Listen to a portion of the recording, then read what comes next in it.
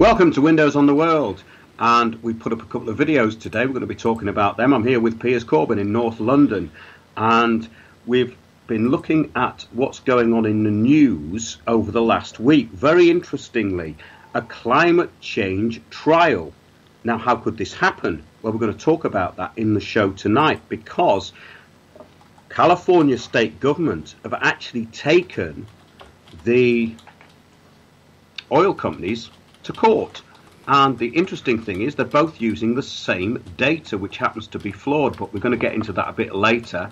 I was going to start off with a little update, because looking over the last couple of weeks, this Skripal poisoning, it seems that the only victims so far have been 2 guinea pigs and a cat, which is in itself rather tragic, because the guinea pigs were left to be dehydrated and have died, and the cat's been put down.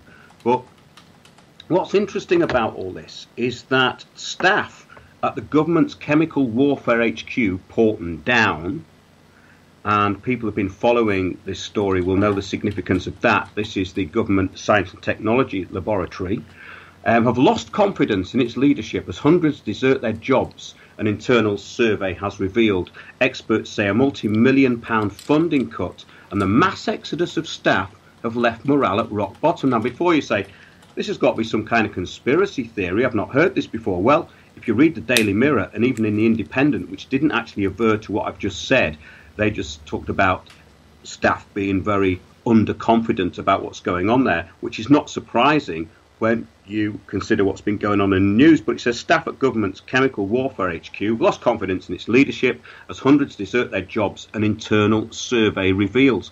Labour MP Stephanie Peacock has exposed alarming findings from an internal staff survey at the Defence Science and Technology Laboratory.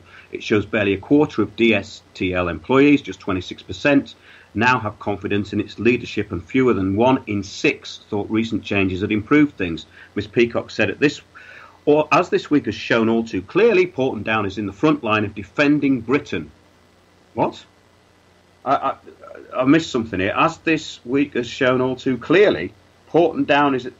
I don't really understand that statement at all. Our scientists are at the global forefront of protecting people. I thought they were about killing people with biological weapons. Yeah, but got to do it reasonably instead of cutting them to pieces first. Well, of course. I mean, we do it in a civilised way. I mean, that's what the intelligence services are for, Piers, of course. But here on a broad and chemical biological warfare on terrorism, when ministers' own civil servants have no confidence in their leadership, it is clear that the government is letting down the people who work hard to keep us safe. Now, what's really interesting and bizarre about all this, if we go back to the Skripals, when they were unconscious, they were put into the Court of Protection. Okay? And we've actually got the Court of Protection document. You can download it online. I haven't really looked at it, but I thought it would be a very good way to start the show off, just because this has been absolutely dominating the news recently. But it says, this is from the Court of Protection papers, it says the Secretary of State's position is set out in the skeleton argument, blah, blah, blah, drafted by Mr. Edie QC, Mr. Thomas QC, and Mr. Hill, and was supplemented in oral submissions. The main points made by the Secretary of State are: 1, capacity. The patients are unconscious, so lack capacity to make a decision on whether or not to consent to giving blood samples. Which is, if you think of that, right, you just think, well, wait a minute, what a great way to cover it up, because they're unconscious, right? But according to their niece, they had food poisoning and they're all right now. But let's leave the detail out of this, okay? But in the best interest, it says, neither patient is expected to regain capacity by the time the sampling will be needed. Neither can participate in it, right? But it turns out this is another interesting... So they didn't take samples, you know? No, it says that they haven't got capacity, so samples would be taken without their consent. Oh, well. Because they're in the Court of Protection, Piers. They're being protected, right, you see. okay. I mean, what a shame, because if the cat and the guinea pigs had been in the Court of Protection, they'd still be alive. They would. It's a shame, isn't it? I'm all for cats and guinea pigs being in Court of Protection. I think they should be. Well, exactly. But let's put it this way. What's a Russian agent doing with guinea pigs? Very enigmatic. Think about that. It turns out that the chap who is speaking on behalf of Porton Down, this Gary Aikenhead, he's actually the CEO of Commercial Head of Global Technology Enterprises. Oh, right. And he's being portrayed in the media as a chemicals weapon expert. But he's not. If you look at his LinkedIn, he's a salesman. That's what he does. He works for companies that so do is sales. he a subcontractor for Porton down then, or what how's he? He's the he's speaking on behalf of them, and he works for them. He's basically the CEO of DSTL, the Commercial Net of Global Technology Enterprises, which is linked to Porton down. So he's got more than one job. Well, he seems to be quite busy, and he talks on LinkedIn about all of the great successes he's had with taking over companies and helping companies to become more successful, you know. But also what's interesting is that we've got to remember this company were also involved in decoding what happened with the Parsons Green bomb. They were right behind all that. So his degrees in electrical and electronic engineering, not anything to do with chemistry or chemical weapons, and he previously worked for Motorola, where he was director. He worked for Motorola. But let's get to the next bit. He's director, and he rolled out global Tetra infrastructure products. Now the Tetra thing was obviously what the police use, and now they're coming away from Tetra onto another system because it's deemed to be dangerous. Barry Trower actually went and talked to the police about this. Barry Trower being fellow who used to work for the Ministry of Defence, and he's somebody who's an expert in microwave technology, electromagnetic frequencies, etc. And he was saying that the Tetra system that the police use is not safe, and it's taken about 10 years, but the police are backing away from it now. So that's really interesting. Whoops, I'm sorry. I think I've gone and made a mistake again. Here we go. Sorry, Mark, I just cut you off. You were saying it was interesting about the Tetra system. Can you actually hear me? I've got a weird noise. Yes, hear you, Tony. Right, sorry, I took over. But you were saying that about the Tetra system, and it's a strange thing. Mifflin posted about that last week, and he said that we got that system from the Americans who never actually used it, and he wonders why. Well, that might explain it. I mean, we haven't really gone into this. We could probably do a whole show on it, actually. It was just that I thought I'd throw it in at the beginning because it's such a big issue in the news before we get on to what's actually really going on.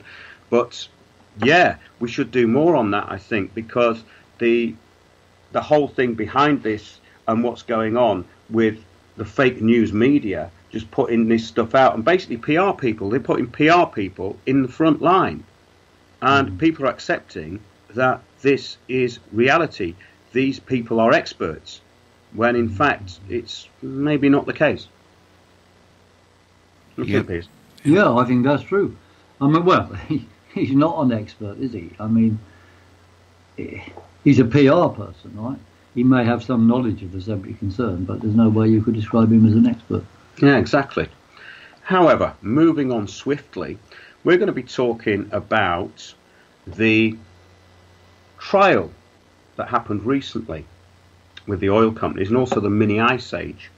And one of the things that we talk about a lot on the show, just to get things underway, is regeneration. And Piers just arrived and came up with some very interesting stuff. We've just looked in the Islington Gazette, 150 luxury flats, not one affordable. The latest project in the transformation of archways, creating another 150 flats, archways in an area of North London. And basically this was a tower block, which was an office block. And they're turning them into flats at £500,000 for a studio flat and £725,000 for a two-bedroom flat. And, well, it just goes on, and they're making a point of this. Well, that's okay, but that's happening all over London. So, Piers, what do you make of it? Well, they go on to say in that article that the equivalent area of, I think it's 7 football pitches in Islington have been converted into luxury flats without a peep of discussion in the planning process, because of basically the government passed some laws which enable this to be done in certain circumstances, change of use, without discussion anywhere. And it means that a lot of industrial land where people worked has been taken out of service, and instead you're going to have anyone who wants to work. Well, people will have to work further and further out of London, and you just have a ridiculous use of transport to get people to and from places. But the whole issues of regeneration are getting worse and worse and worse. We recently came across information about the ballots which are meant to be happening and have been agreed by Sadiq Khan, the Mayor of London, that if there's any regeneration where the GLA have provided any funding to make sure there's more social housing or whatever, then there has to be ballots for those schemes. And that was agreed recently, but he had a consultation period about getting to that point. And during the consultation period, money was handed over to councils to regenerate 43 estates. 43 estates, and thereby these 43 estates are not going to have ballots because they've already had the money handed over. One of these estates is the Aylesbury estate, which has already had one ballot, which has been ignored. But their idea of having the right to another ballot, it would seem, has been overruled. Another estate where the money was handed over the day before the new rules came in was Cressingham Gardens, where Lambeth Council, obviously desperate to avoid the ballot because they know they'd lose it, managed to persuade the GLA to hand them the money the day before the deadline. Now look, 43 estates, could be 10, 20,000 people, right, have had their rights robbed. And this will have to be put right. Well, absolutely. I mean, the thing is, though, that it's, as we say every week, it's happening so quick. That's what's shocking about the whole thing, and that's what we go into, the bigger picture behind it, and people are starting to get that bigger picture, and they're sending us stuff in nearly every week now. But we are diverting a little bit away from what we're going to be talking about tonight, but I think it's always good to have that introduction, grounding things into the bigger picture, because... We'd like feedback on those 43 estates. Anyone who's out there listening, send stuff in, you know, because there will be a big campaign. I mean, if a substantial number of people from each of those 43 estates turn up anywhere, that is a big crowd. Well, it certainly is, and we do need to hear more from people in London. We do get several phoning us up and even contacting us through the website, and also all over the country. More from all over the country, actually, because this is being rolled out everywhere, and of course the super cities are going to be Liverpool, Manchester and Birmingham and London. This is all part of these plans. But the interesting thing is we're getting a lot of people calling us in from places which are rural and what's happening there, because that is a very interesting picture, and of course one that we cover quite a lot. And what we've got to remember, I suppose, is that behind all this regeneration and the bigger picture and the rollout of 5G, which we had on last week, is something called the Global Action Plan. They have a conference every year called Habitat. This is where they're planning for the urbanization agenda, which is pushing everyone into cities. And it's all based on something called climate change. And people go, well, how can that be? Because it came out of the Rio Earth Summit in 1992.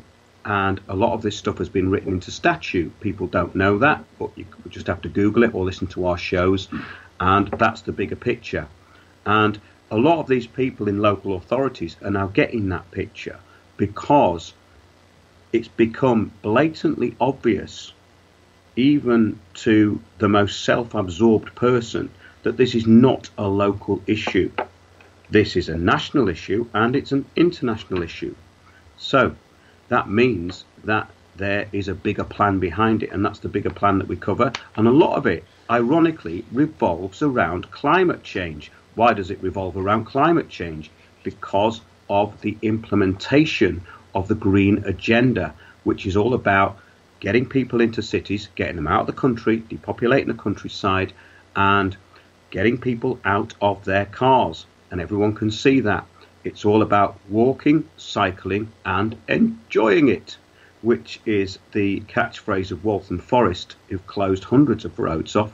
And now what we've got is this hive sustainable housing, which is not really sustainable. It looks as though it's going to be there for 5 minutes, and it's going on everywhere. Yeah. So behind this is the climate change agenda.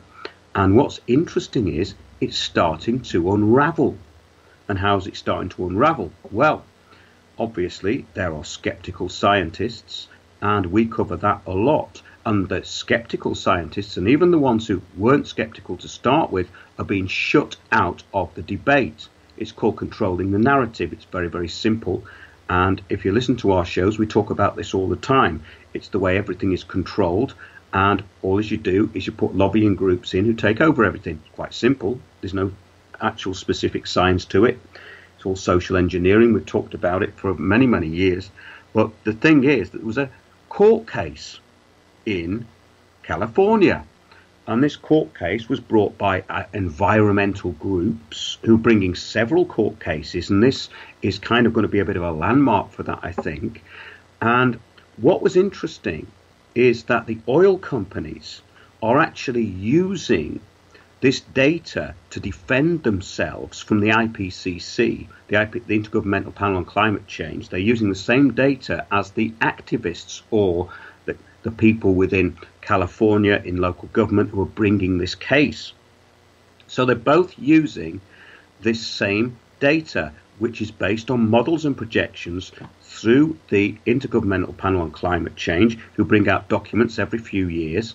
There's going to be an update, and we're going to get the latest AR document from them, I think, quite soon. What they've been doing is getting actually caught out with these data predictions because they're not coming true. So in other words, they predicted massive global warming, which hasn't happened. And we all know that's happened over this 20-year period. People saying, well, it's not warmed for 20 years. OK, but we're into a different era now.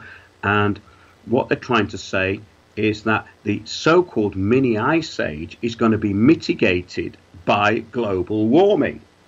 And so the judge in the court, when this case was brought, wanted to see the information.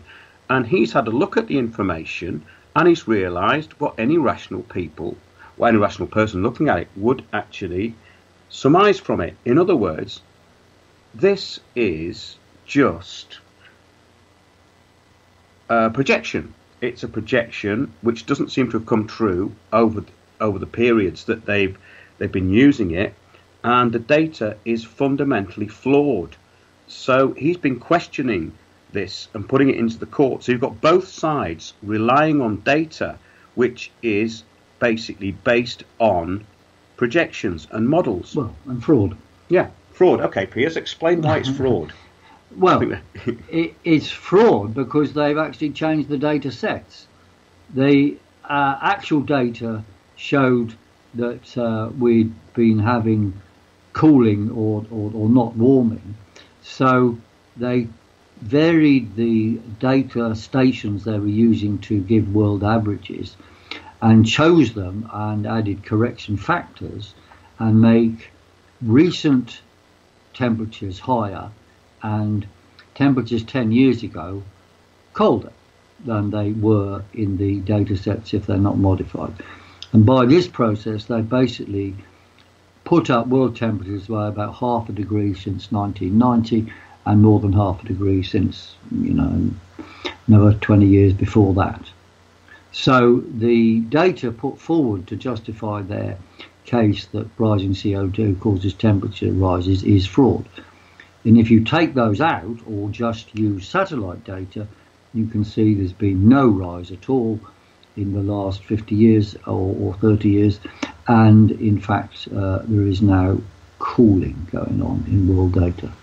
Exactly. And the judge, I'm not sure if he's aware of that bit, but he was certainly aware of the fact that Miles Allen, top meteorologist professor from University of Oxford, was putting things forward which were a distortion of reality. And the judge basically called him a liar. And if you look at the video where we talked about this, you can hear a lot more. Absolutely. Felin McCallier, who actually reported on this, and he put a video on Facebook with his wife when they were talking about the initial hearing. And it's been going on for about a week, this case, I believe.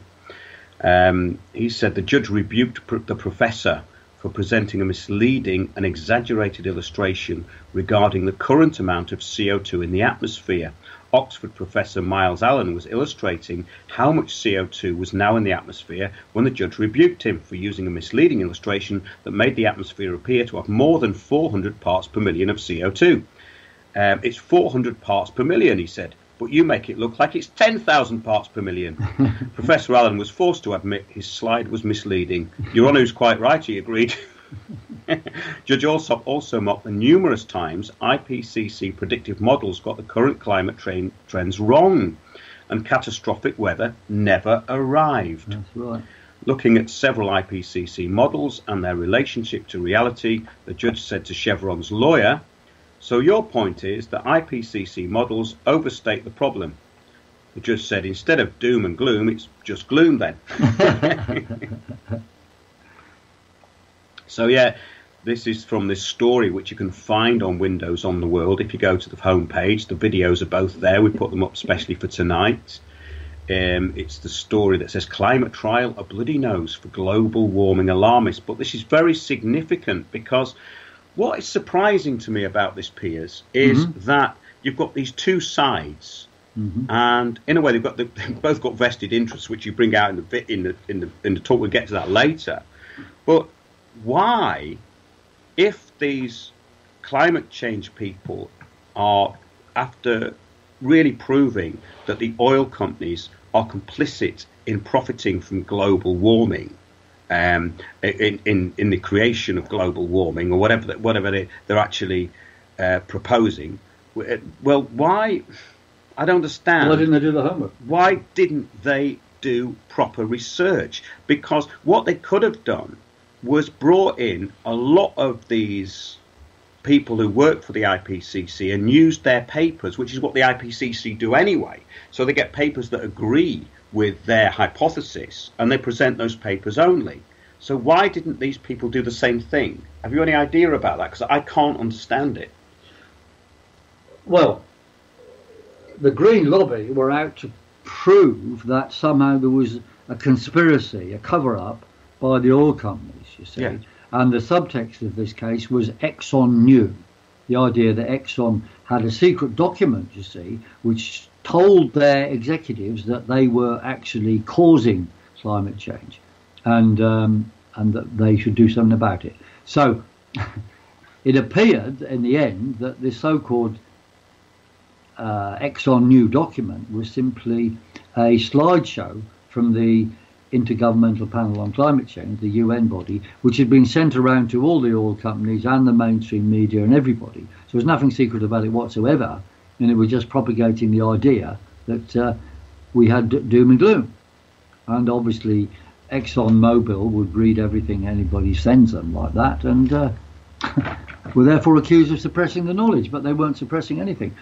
Of course, the real position of ExxonMobil, which they don't publicise, was in 2004 that they, along with the collective of oil companies, actually recognised it was the sun that was causing changes in climate.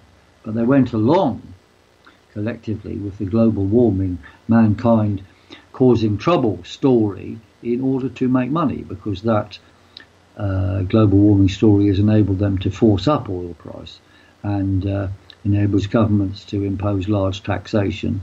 And the increased price enables farmers to sell maize at a higher price to be burnt as biofuel instead of a lower price as food. So the oil companies do actually know what's going on and have been suppressing it, but not in the way that the Green Lobby were telling them. Now, I'd very much like to appear in this court, because the judge seems to be looking for actual evidence, which is a tremendous thing. And, well, I and others can provide actual evidence of what was going on in the oil companies' discussions back in 2004 and what is actually going on in world climate. Namely, we now have cooling and the wrong type of circulation patterns, the wrong type of jet stream, the wrong type of extremes for the global warming story. Instead, we have a reinforcement of everything that we and others that had warned of a coming mini ice age had said. Yeah, well, the thing is, there's 5 oil companies. This is what they're stating. There's 5 oil companies in a conspiracy to cover up their products causing global warming. And these people wanted reparations, basically, to be awarded at some point for costs of damage to the community and the psychological pain that it's caused them because of the global warming, right? So even on that premise, I still don't understand how they've messed it up so badly. Yeah. Is it just arrogance or is it stupidity? I can't work it out. Well, I think it's arrogance and stupidity. Because they imagine, if they go to a court in California, the judge will automatically be stupid and green and just say yes. But you see, there's 2 points there. One is the so-called conspiracy of the oil companies covering up about CO2. Well, when they actually declare on their websites they believe CO2 is a problem and they have the solution, because the oil companies, can bore holes in the seabed and pump CO2 into it, as long as the taxpayer pays. You see, the oil company's position is fine. We'll go along with the story as long as we can make more money out of it. And they are making hugely more money out of it because they've increased the profit margins hugely by the artificial maintenance of oil price. I mean, you know, energy could be a lot cheaper in the whole world if the world was to decide to do that. The other thing is actual evidence, so-called, that mankind CO2 is causing temperature rises. Now, there's plenty of bogus articles in the IPCC which claim that. Now, you were asking me, well, why don't they bring those forward and show them to the judge? I think the problem is with that, they are nonsense and easily refutable. And the judge or any judge might say, well, OK, where's a counterbalance? And then find somebody, you know, who can come forward and say, look, the data used is fraud and the physics actually is bad physics. So, you know, this in the end, it wouldn't get them anywhere. It wouldn't get them anywhere. I mean, it's more like you think the Green lobby really just wanted to go on and on champing at the bit. We want a court case, we want this. And really, they were making propaganda for years on the lines Exxon knew, but without having to prove anything in court. Now they've got as far as court, they've been skewered completely. Absolutely, because, both sides are using the same flawed data, which to me is remarkable. I mean, I know I keep repeating that point, but that is the point, isn't it? Yeah, it is the point. It's incredible, really, that they think they can put that in front of a judge and the judge is not going to ask for a kind of defence. If there's a defence and a prosecution, you have to have both sides. Well, of course. Is there a lawyer out there that can tell us what can happen in these cases? Because we can come forward with information which damns both sides in the case. But you see, neither side is going to ask for this information because it shows both of them are lying. Absolutely. But also another point which was brought up was that the top greenhouse gas polluters, China, Russia, Saudi Arabia and Iran, were not named at all in the lawsuits. No, yes. Well, you're right. If they want to take anyone to court, then it would be, presumably China, right, who's busy producing masses of carbon dioxide in the manufacture of wind farms to send to the West at huge cost for we taxpayers to watch these things going round and round and kill birds. And at the same time, we've got to have coal-fired power stations to back them up when the wind doesn't blow. But this is all producing loads of CO2. Now, CO2 is not a problem. The more CO2, the better, because it makes plants grow better. And it does not cause any changes in climate whatsoever. And we can discuss that further, or you can see our presentations on weatheraction.com on the matter. But, if there are arguments for it, you can see why now they're not being presented, because they've got flaws in them. Yeah, another point was that this oceanographer that the lobbyists for the California government and others, this guy Gary Griggs, he was hired, and he basically talked in the court about natural forces of environmental impact. So that was strange as well, wasn't it? I mean, this is what I still can't get my head around. When you're talking about a propaganda machine like this, and it is a massive propaganda machine, I'm still kind of puzzled as to how they've gone this wrong, because when you look at the amount of money that's been poured into this and the amount of money that's at stake, this is my central point, I think, that global taxation and the control of population relies on this. Now, it does, yeah. Why? The global warming ideology is central to lots and lots of social control. And it's not just about money, it's about control, control, control. Which we talk about a lot, and you can go to our previous shows for that. But this is what kind of astounds me. But in a way, it's interesting because what I've noticed about these people who use consensus reality is that they never actually really have an argument. And when it comes to it, what they do is they make a load of noise and they use ad hominems. Yeah, Okay? They usually attack the person and not the information. And when it comes down to the actual facts, they haven't got any. And having studied this for quite a long time and been in the presence of people who've done great research on this, like yourself and all the other people that we've had on the show, and we've got people like, I mean, when I first met you, I think, well, I met you before, but we had Christopher Monkton on and yourself, that was at People's Voice. And I'd read all the AR5 document, which is this IPCC thing which makes predictions, which are based on models, which have all gone wrong, that don't really work. And even from a lay point of view, you can see that this is not going to stand up in a court. But the thing is that when you've got people like Al Gore and these globalists behind it, and of course it was pushed by Maurice Strong, this is a global mafia operation. So it's quite puzzling that it's fallen apart. So that's an interesting thing. But there's more of these cases that are being brought. These environmental groups are kind of hysterical about it. And they have a lot of support, obviously, because this goes into what's happening with education in universities. It's very difficult now to find young people who don't believe in this. I mean, all right, we do know some, but of course we're probably biased because we're in our echo chamber of people who want to agree with us, aren't we, of course, as they would say. But it's very, very puzzling. And with so much at stake, they've got a bit of a bloody nose here. So this could be the start of a backlash. We're having a backlash with the regeneration plans, which we're talking about at the beginning of the show. We've had a backlash against that, not just in Haringey, but now in Waltham Forest. And we covered that a few weeks ago. Had a great show on that. We covered the Fred Wigg and John Walsh Towers, and now the redevelopment there looks as though it's been halted at least. And yes, I suppose it's all about public engagement. I did a talk the other night up in Hampstead, just a little impromptu thing about what we'd done over the years and what this was about. And I went into the things that we'd actually achieved, which was waking people up and people actually taking power back into their own hands and then reporting back to us, and sort of things that we'd achieved over the years as well, even with the police, and also with what's happened really with our actual inputs locally into everything has been completely taken away.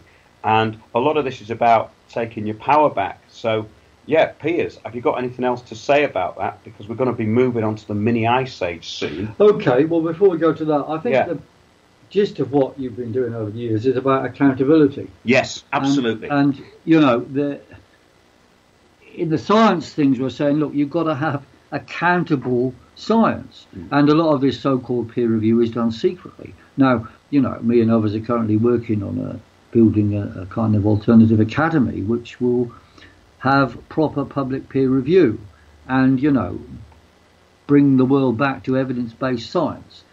And I'm not going to talk about that just now, but I wanted to say something about the regeneration thing, where there is a general move for accountability. And in the Old Kent Road area, for example, where the London Borough of Southwark wants to basically create five Haygate estates. Now, the Haygate estate is the biggest failure this side of the moon in terms of anything being delivered for the people in the name of regeneration, but this is what they want more of. Now, a number of the tenants' organisations in the estates in the Old Kent Road area have now said they want to withdraw from the regeneration area, or rather the opportunity zone in which there will be regeneration. And you see, the council were asked, well, are you going to knock down any estates? And they said, oh, not at this stage. In other words, yes, but we're not going to tell you. So we said, well, all right, you're not saying yes at present, so let's withdraw from the patch. We don't want to have anything to do with this opportunity zone and potential regeneration. Now, there must be a democratic right. And we're going to press this. And of course, there's parts of the Aylesbury estate just the same. In fact, the whole of the Aylesbury estate would like to withdraw from the Aylesbury estate footprint itself. So then they wouldn't get regenerated. But you get my point, that once they have defined a regeneration area, that it's meant to be in the interest of the people concerned in there. Well, if the people concerned in there don't want it and have been denied a ballot, then the answer must be, well, we will withdraw completely from the process itself then and be outside this patch. This will run and run, but the backdrop demand is accountability and decent housing for all at cost. Yeah, a lot of this it depends on the same sort of stuff. I mean, the thing is now that because things have been re-engineered so much and so quickly, I think the public are having a massive wake-up call. There's no doubt about it, and the things that the wheels are falling off the climate change thing at the same time is significant, I think. But how significant that is going to be really depends on public engagement, which again goes back to what I was talking about, in the respect that what's very satisfying is when you are able to achieve something and have an effect. Because what is the problem mainly is that people they go, oh, what can we do about it? Well, that's the whole point, that we talk about this a lot, about sovereignty and being able to actually stand in your own power and know what you actually are capable of and what your rights are and what you are within the system, because to actually know what you are within the system is extremely important, which is why I think that takes me back to that court thing. It's that it's a kind of parallel, because what happened to us recently, we went to county court and the arrogance of the people who were up against us just fell apart because they didn't have an argument. And I think that's the thing with this consensus reality. The consensus reality leads people into a belief, and that belief becomes their religion. And all of a sudden they found out, well, it can't be a religion because it's not true. Oh, that's a problem, isn't it? So it was. Our religion's always true. No, but this is a cult, you see. It's a cult. The climate change is a cult, you see. It's a cult that people are indoctrinated into.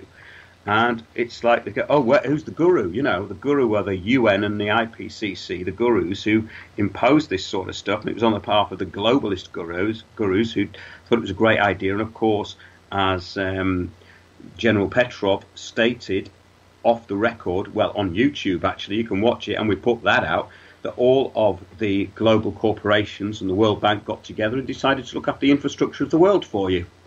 And that's actually what's happened, and that's what the regeneration is all about, and that's why it's happened so quickly. So the climate change thing is another tier of this, and very interestingly, over the years, it's been kind of debunked on different levels, and this takes it to a different level, I think, in the respect that it hasn't been able to stand up in court.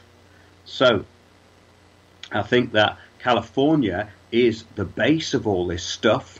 That's where it's Agenda 21 or now Agenda 2030. Look at the habitat conferences. Do look at those. Look it up on Google or wherever you want. Even YouTube, we covered it the other week. There was people talking on YouTube about the habitat conferences, and we put it all out there. All the information's there, and that's the important thing. All of the information that you need to know to actually come to your own conclusions about this is actually out there, and we've been providing it for quite some time. So I think that this thing in California is so significant because we've had this fella out there, Philip McClure, and he's been overlooking the case, and it's had very little traction in the press, actually. I think the Wall Street Journal published an article on it, but apart from that, it was an independent journalist, wasn't it? Indeed. Well, it's very interesting the Wall Street Journal did cover it, because the Wall Street Journal, of course, is also part of the globalist movement to exercise even more control over the world and more super profits for the Wall Street biggest capitalists. But the Wall Street Journal as well is not actually a very large circulation document, and it does have to inform its readers, who are the super rich businesses. So they do need to actually know what is going on. So that's why they had that story there. The same story did not appear in the New York Times or Washington Post or the BBC or any of the mainstream stuff in America. It might have got onto Fox News, I don't know. But the point is, the globalists will suppress this story like hell. Now, frankly, if it had been the other way around, that the climate change skeptics had been found lying, that would have been main banner headlines on the BBC all over the world and whatever, right? But it was the other way around, so we don't hear about it. It's up to people at large to raise this stuff, with anybody in any media, and demand your politicians look at it and think again. Evidence-based science says that the global warming story is false, and we want it ended, and we want prices of electricity reduced by a third, which is the current level of robbery in the name of climate change. Well, that's absolutely correct. I don't always like to agree with my guests unless they're right. Well, I don't usually have guests on these days. It's all we're doing deep research on things, so it's good to have a guest on now and again. We had Mark Steele the other week. We talked about the rollout of 5G, and that's now becoming a very important topic.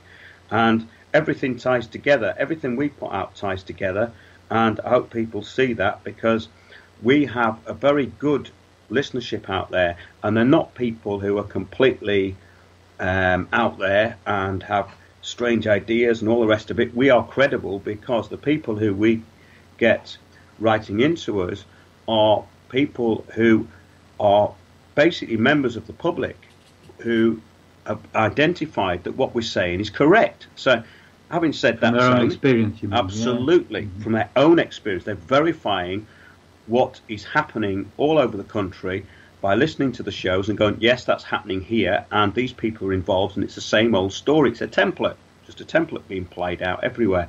So, Tony, are you still there? Yes, I'm here, Mark, and what you're talking about is people that can disseminate and still capable of critical thinking and doing their own research, and we're grateful for them because there's not enough of them left in this country. It's one of our biggest problems, so thanks to all of you that listen to this show and do what you do. Interesting stuff. I enjoyed the 2 videos that you made, watched them before the show, and as you say, many things are linked, and interesting about the California situation as well with climate change, because they're actually going along with the Paris Climate Accord, which is against national policy according to Trump anyway. So they're setting a real different stage up over there in many ways, as you said. But this linking things together, getting back to it, the climate change thing is just a little part of what I wanted to put to Piers tonight, or it's probably a major part of it, but I'll have a little bit of a ramble about some of the things that are going on in the world and that I think may be connected. And we'll see where you go with it. Run with the ball, Piers. Some of it you might not know about. I know you're a busy man in your areas and you wouldn't have seen a lot of what it is that I've been looking at in the last few months, so maybe you'll come back to some of it. But you were saying earlier and in your videos about the rising earthquakes, volcanoes. We've talked about it on here before, and we've got all sorts of strange anomalies going on in the sky as well. I don't know whether you look at any of this sort of thing, but we've got some very strange rainbows and auras and circles around the sun. I can't think. Oh yeah, different sky phenomena. And around the moon as well. We've got some very strange lighting going on in the sky. We've got images from good photographers with the sky sort of like split in half, with a sunrise one side and a darkened sky the other, and almost like a straight line going up it. We've got all sorts of like beams of light coming up from the ground and into the sky, huge, really powerful ones. We've got flickers showing on the satellite imagery of the Earth, some really, really strong on the west coast of America, some really strong light flashes going on. during the night. We've got these sonic booms that have been increasing around the world in instances, many of them that no one seems to be able to explain. Even made the mainstream news many times for what that's worth. Over in America, no one can figure out what's causing these booms. We've got a huge increase in sinkholes, and some very, very strange ones out in Russia in the Urals that don't make any sense, because they actually look like they've been bored upwards out of the ground by the debris that's left behind around the top rims of these holes. And we've got other more normal type of sinkholes, huge ones. We've got huge cracks opening up in the earth in several continents. We've got receding tides and rivers disappearing, and their levels dropping down for days, if not weeks on end in some cases, in different parts of the world. We've got extremely strange animal behaviours going on. We've got zombie-like animals in many different parts of America. There is one theory that I did discover early hours of this morning, that might be a dehydration issue, which caused by these small animals being more susceptible to UV and therefore dehydrating than others. But it's very strange behaviour. I've seen many videos now of deer, geese and birds just coming up to people, wanting to interact with them. There's been 2 otter attacks recently. One actually jumped into a boat and attacked people, and really? All sorts of very, very strange behaviour, much of it in North America with these animals. The bird flocking has just been incredible videos that I've seen of birds acting in the most bizarre manner. Huge, great big flocks of them going down into the roads and all over cars, and just making it impossible for people to drive up the road without running them over. Incredible. One particular incident, one fella has moved a pair of Canadian geese out of the road 3 separate occasions and moved them into a field, and they just keep going back and sitting in the road. You know? Yeah, it's very weird. And stopping the traffic. Yeah, activists. And at this stage, people might be wondering, well, how's all this related? Well, there's probably more, but I'm not going to go right through the list. But I'm looking at the possibility of a polar shift or a magnetic reversal, something like that, and we might well be in the process of one of those. And maybe these things, because birds are known to use magnetic fields to navigate, we've got all manner of problems with whales and dolphins and all sorts of sea creatures, navigation problems, beaching ourselves and all of this going on. And I'm wondering if there could possibly be a magnetic reversal related to the grand solar minimum, which I believe the sun is now at its weakest it's been for 100 years or something. And if the earth isn't cracking up, drying out, things aren't moving because of this. I'm wondering what your views are on that.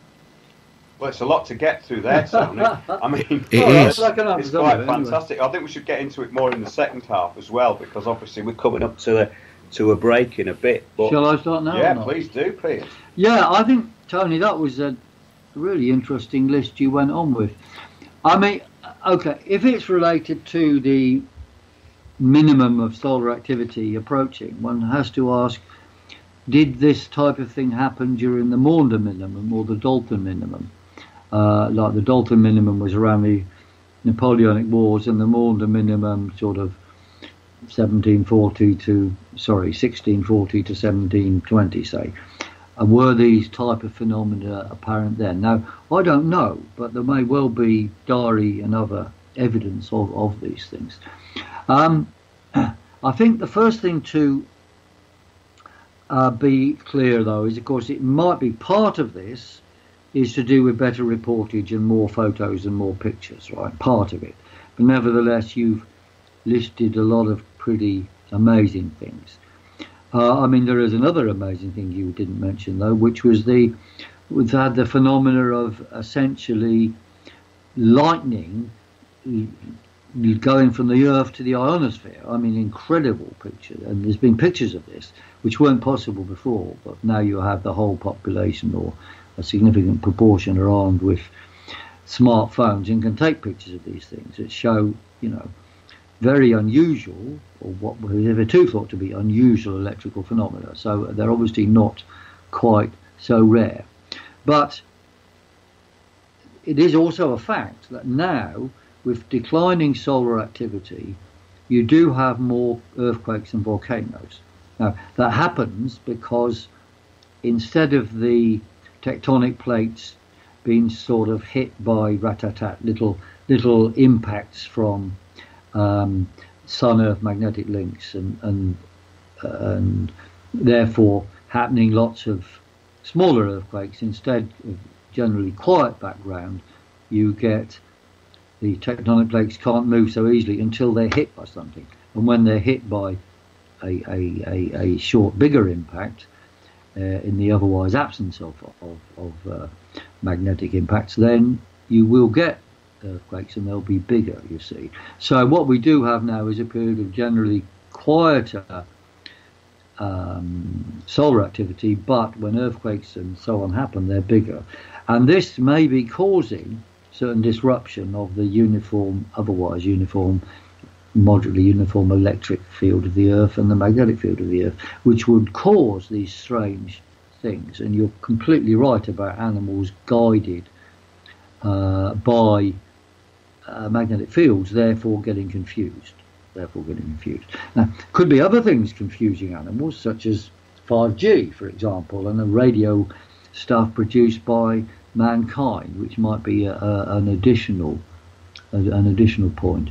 The sinkholes you mentioned, I don't have any explanation for that, except to say, of course, that again, it could be connected with earthquake activity. Now, if it is to do with the general move towards lower activity and the grand minimum, as is called, of solar activity and Sun-Earth magnetic links, then these things will get more and more. So we ought to watch this space and see if it's true. But I think your observations are essentially correct, and there is something going on.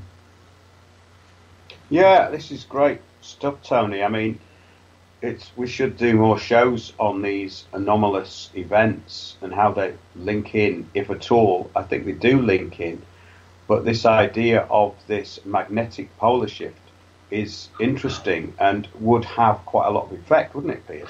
Well, it would, yeah. The magnetic North Pole is moving, and it's currently in Canada, and it's moving away from the geographic pole. So it does make the situation a bit more, I suppose, difficult for guidance systems of animals. Now, there's been other times, like before the medieval warm period, it was probably the other side, if you like. The magnetic North Pole was nearer Russia, right, in the Arctic Ocean or so. And that could be important, and I think it is, and we ought to think about that. But the actual polar shift itself, i.e. reversal, whereas the North Pole becomes the South Pole, I mean, it first of all happens in a much more complicated way, and you get numbers of magnetic poles and subpoles around the Earth, and it's generally quite a mess, and that must be very confusing for wildlife that uses this as guidance.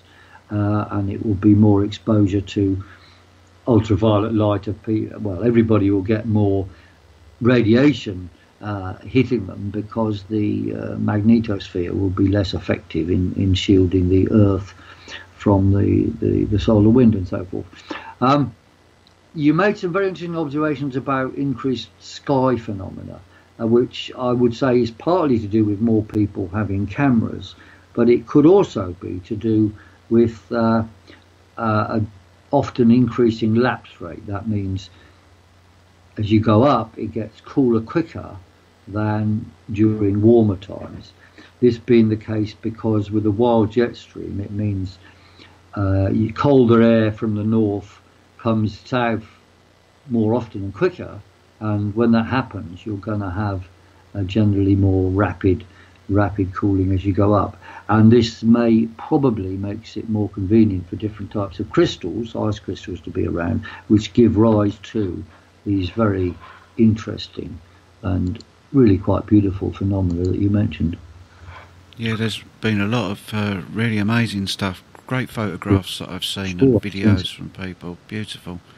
I think now might be a good time to take a break. What do you think, Mark? Because I've got a few I think things that's a that great might be idea, big. Tony. We could address some of this just after the break and then go into the mini ice age. Okay. Yeah, and see what people have said on. Absolutely, we feedback. need to catch up with what's in the chat box as well. Okay, so this is Mark Windows and what is it called, Mark? Go on. It's Abduction at Junction 5, and it's a sci-fi music hall song, which is a new genre, and it's in the old music hall tradition, but bringing it up to date and into the future via the 1950s. Excellent. See you in a bit.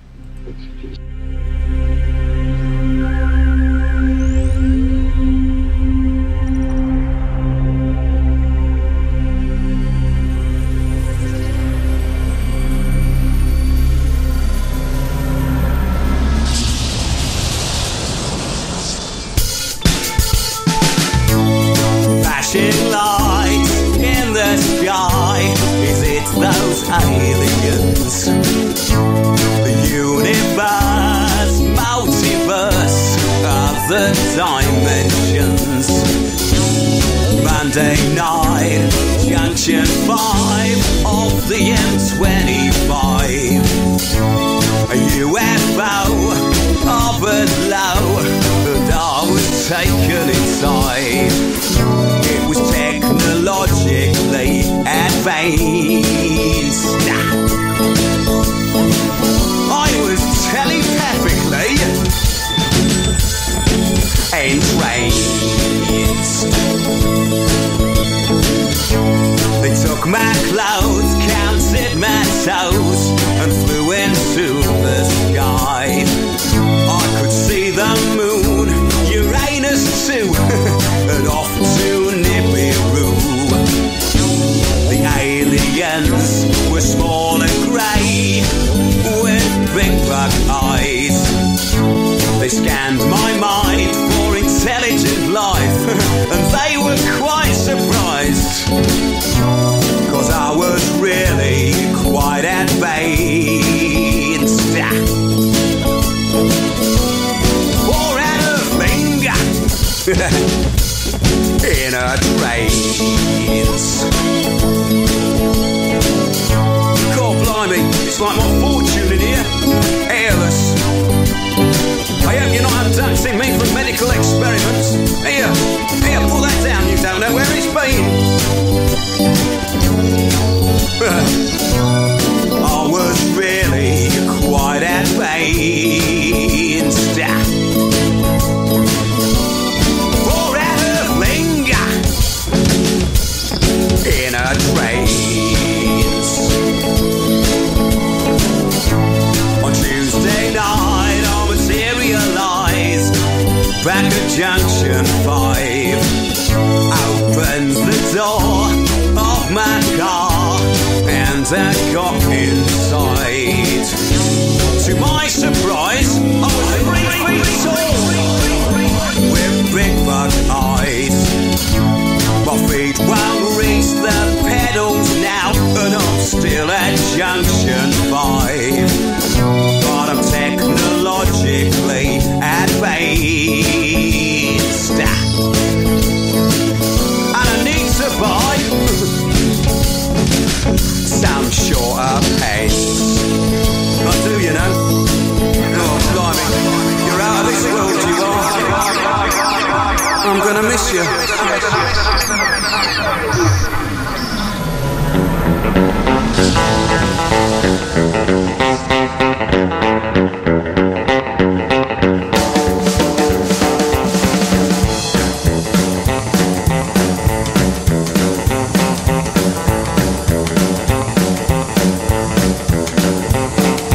Cadillac 55, I'm gonna take you to the Bellhead Jive. I'm gonna rock with Rudolph Flack, try to do the bugging in a sack. With my radio on, a rockabilly song. Wanna see my baby, she's a real gone. Got a red car, gotta go, old car. Got a real red car, gotta go, old car.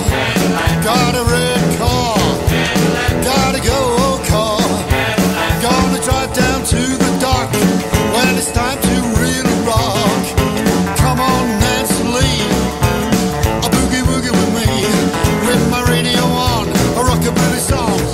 see my baby, she's a real, real gone. Got a red car, gotta go, oh car. Got a real red car, gotta go, oh car. Got a red car, gotta go, oh car.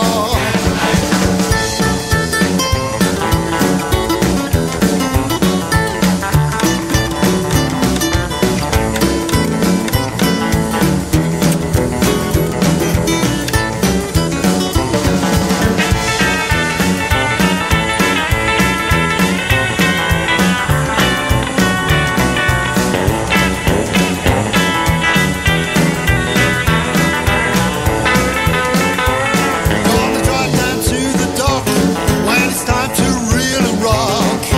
Come on, Nancy, a boogie woogie with me. With my radio on, a rockabilly song. Wanna see my baby, she's a real, real gone. Got a red car, gotta go, oh car. Got a real red car, gotta go, oh car. Got a red car, gotta go, oh car.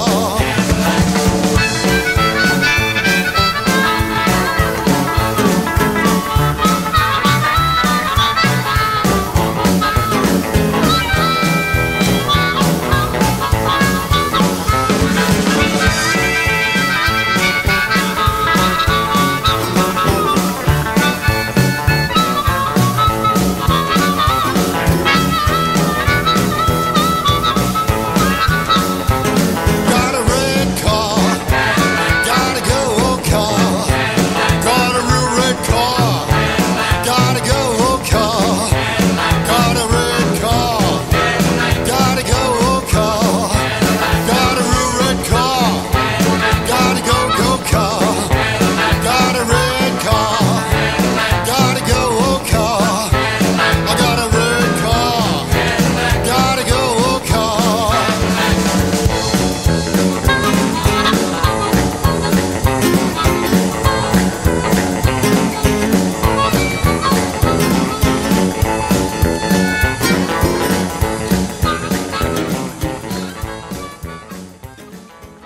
Welcome back to Windows on the World. I'm here with Tony Hurst and, of course, Piers Corbyn. Tony brought up some great stuff just before the break. Very anomalous things happening all over the world. And the thing is with this, I've looked at it over the years and really been interested in these events that just are outside the experience of what is the general consensus of what's going on. For instance, there was a chap in the first part of the century called Charles Fort. Look him up. He was the one who actually made the statement, "The earth is a farm, we are someone else's property," which I thought was very astute of him. Yep. And he looked at anomalous events that were reported as tiny little paragraphs in newspapers, and he spent all of his life compiling these into books. So look at the complete works of Charles Fort. It's very interesting stuff, and these anomalous events are nothing new, but what's interesting is trying to find out what's behind them, because when we look at the science that may be indicative of what's going on, then they do portray a different picture. For instance, we've got this rollout of 5G that Piers talked about, but also these magnetic fields. We've covered that over years. We did a show years ago called The Ancient Energy Grid. We were looking at all this and dowsing, and the Hartman-Curry grid, which is all these energy lines that are allegedly there, which they are, because you can dowse for them. And of course, dowsing is a science because it actually is based on factual representations, things that are there in the earth, fault lines, etc., and all the rest of it, running water. These things are all important, and putting it, actually our understanding of all this stuff, really to actually make a short point, is that we don't know a lot about it. We have ways of basically decoding things, but we don't actually know. These anomalous events are anomalous for that reason. So, Piers, you're back here. Have you got anything else to say?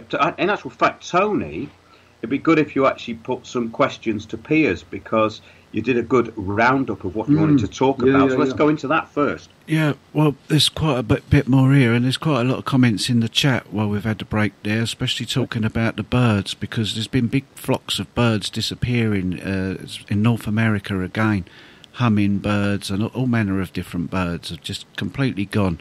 People that are used to having them in their gardens on their land and feeding them and enjoying them are saying that they're gone. And we've got a lot of comments here, all from the UK, saying very similar things, that all the small birds are disappearing and they don't hear birdsong anymore. And I've got exactly the same thing here. I normally go to bed around about sunrise sort of time, and I'm listening out for birds. It's a nice noise to go to bed to, and I'm lucky if I hear one bird chirp out here in the last couple of years or so. So there does seem to be something consistent with the lack of birds, but whether that's down to climate or the EMF or whatever, I don't know, or a combination of all. And I think it was recently discovered that there's a protein in bird beaks that uses magnetism to direct them.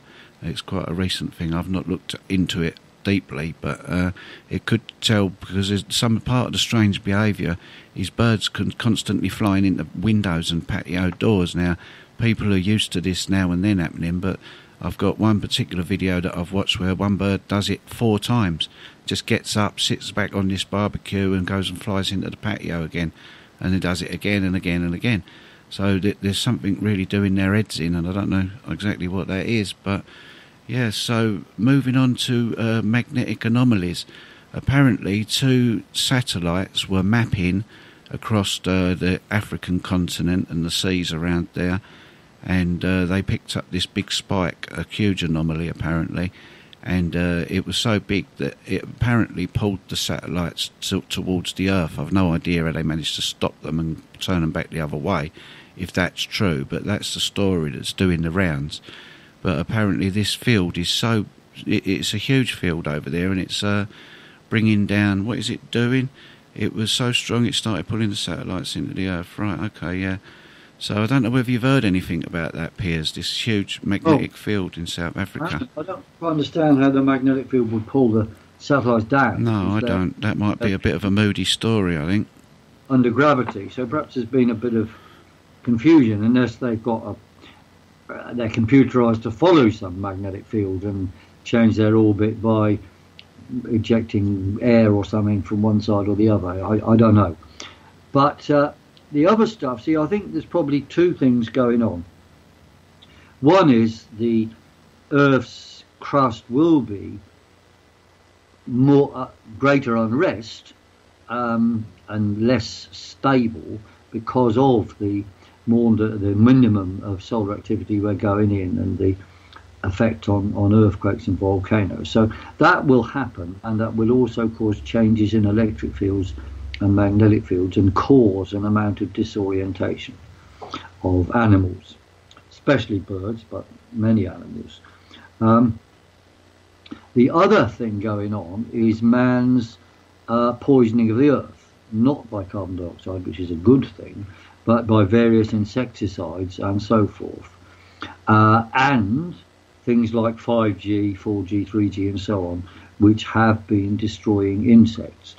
Now, 75% decline, Peters. Yeah, massive decline in insects. Now that will kill off a lot of birds who eat insects. Most birds do eat insects. Not there's different types of birds, okay, but insects are an important thing for birds, and that would kill off some birds through lack of food. As the insects die off, and we know there's been a die-off of insects. By when you drive around, you used to get your windscreens covered in green fly when you go through the countryside, but now you don't. Yep. So they're not there. They've been largely wiped out by various things, but one of them is insecticides, the other which you kill them straight away, and different types of agriculture which militate against them, and removal of undergrowth and so forth, and various European Union directives that do this or that and so on. So the natural habitats for a lot of insects is disappeared too. So I think that feeds into destroying the birds, and it's really something that people ought to tackle. And I hope there'll be a great rebellion against 5G and limit and reducing 4G and 3G, and people ought to be using cables instead for internet rather than anything going through the air. Well, that's absolutely right. I'm actually dependent on Wi-Fi now in a way because I'm out in the middle of nowhere most of the time. We're in London tonight, but I'm using Wi-Fi for the first time ever. And the thing is that people are so conditioned to it now. That's the big issue, is that the public have been conditioned into it and cannot do without this anymore. But this thing about insects is very worrying because I remember years ago studying insects and how hardy they were. And to actually wipe them out like this is quite incredible because I remember years and years ago in the 80s, there's a BBC documentary which stated which species would be left on Earth if there was some kind of nuclear holocaust or nuclear explosions everywhere, or we had some kind of massive natural disasters. Well, it would be insects that survived it. Well, how come they're all going then? Yeah, it's quite a statement, that. Well, there's insects and insects. The Yes. ones that would survive would be cockroaches. Yes. The world will be covered in cockroaches. I mean, there's plenty of political... Scorpions are very I hardy was as going well. to say, back about joke, there's plenty of political cockroaches around now. I don't know if they'd survive, but the cockroach animal seems it could survive all sorts of nuclear radiation. Yes, that's right. And But maybe not microwaves, you see? Maybe not microwaves. this is my point. This is what I was getting Aphids to. maybe are getting destroyed by 4G, 5G or whatever, or more likely it's the insecticides directly used on crops in excessive amounts. So I have to say I don't always, but if I can and I've got a choice, then I will buy the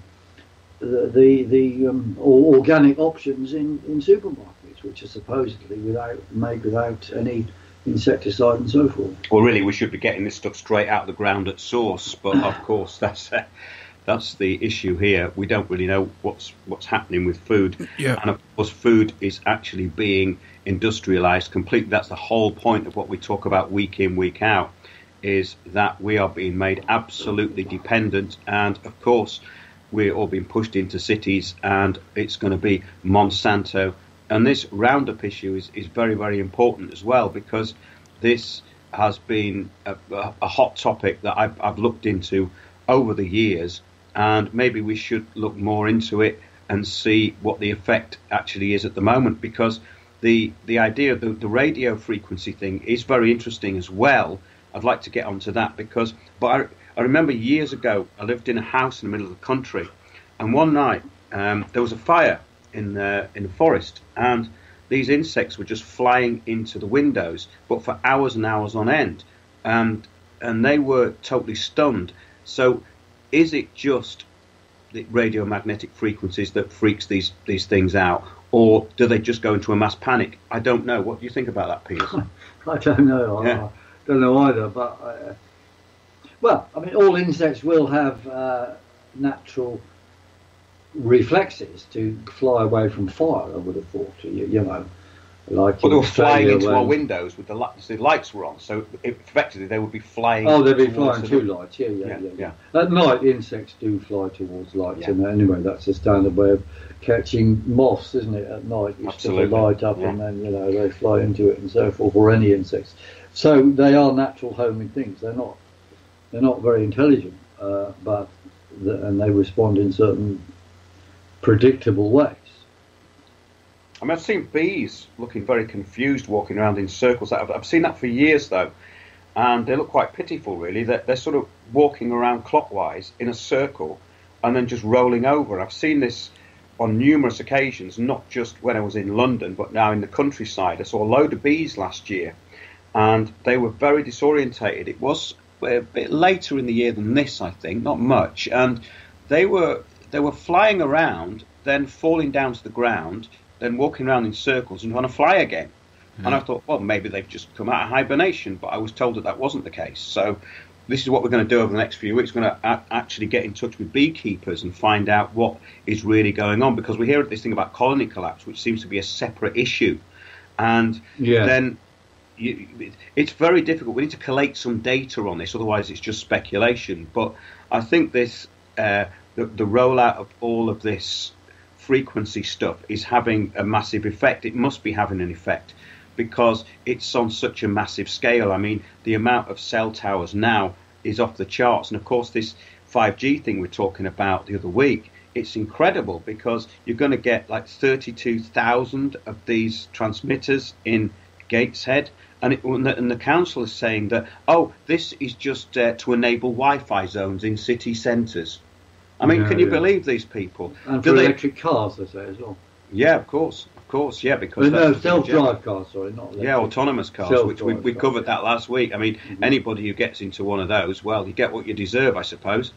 You know, if you're gonna let that happen, then the liability is in the lap of the gods. You know, if you're going to let your own liability to have your own autonomous kind of volition, then that says a lot, really. I don't understand the whole of this autonomous cars thing. It's totally confusing to me that anybody would even think of it was a good idea. However, we need to get onto the mini ice age at some point, and we did a video on Windows on the World. We were here last night. We just put them up today, and it was all about the so-called mini ice age, which may be coming, and we've heard a lot about this. And what we're trying to put across here is that the mainstream media are saying that the mini ice age would help to mitigate global warming. So, Piers, do you want to get onto the mini ice age? Well, yeah.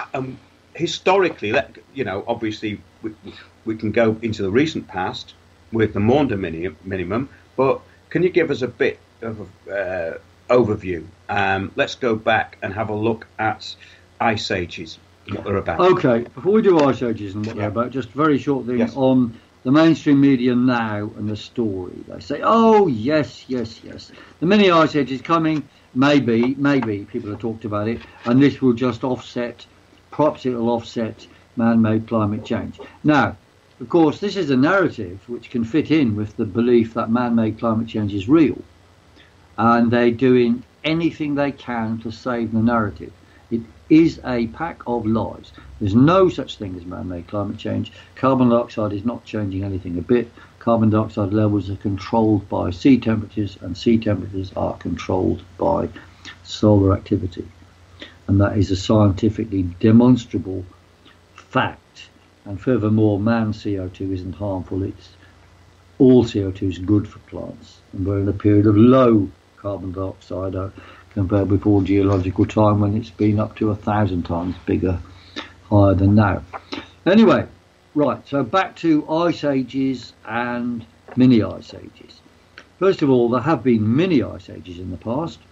The low solar activity and corresponding low temperatures of the Dalton minimum around the Napoleonic Wars, and the Maunder minimum, which was around the Cromwellian Revolution, actually. So it's from 1640 up to 1720, that one. The average normal situation of the Earth in the last million years is ice age.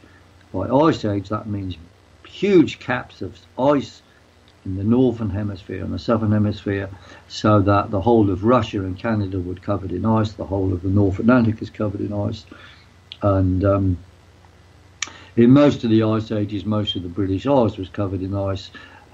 Typically, I mean, the boundary moved, but it would have been in the Midlands or the M4 and so forth, and southern England was probably ice-free even during the ice ages, and there was you could walk across to Europe because the sea levels were low, because the whole of you could walk on the ice anyway. So there was a bridge of ice or land.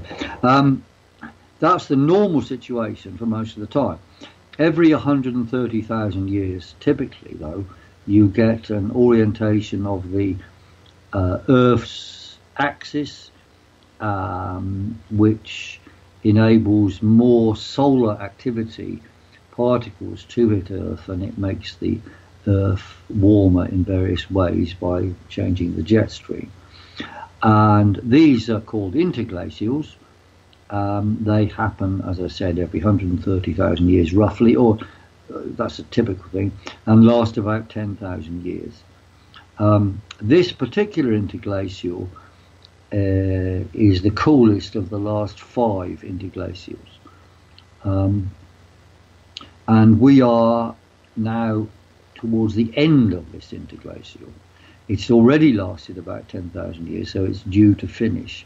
And I would say that after this mini ice age, I don't think we will return to temperatures we've had in the last 5 or 10,000 years at all. And eventually, in the next couple of thousand years, the world will head into another full ice age, in which case the Russians will come. And the only way, Russia, Scandinavia and so forth and Canada will be able to survive as countries will be to work with this natural change and build cities on the ice somehow, or in great big perspex domes covering cities. I mean, I don't know, but that is a future thing we'll have to look at. But that is where the world will go within a few thousand years, into another ice age, a full ice age. Yeah, well, they keep repeating this thing. It's quite funny, actually.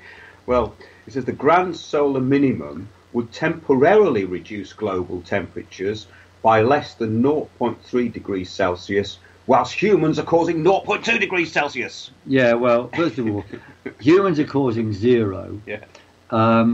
There is a cooling going on, and the 0.3, they say, would be an average world temperature.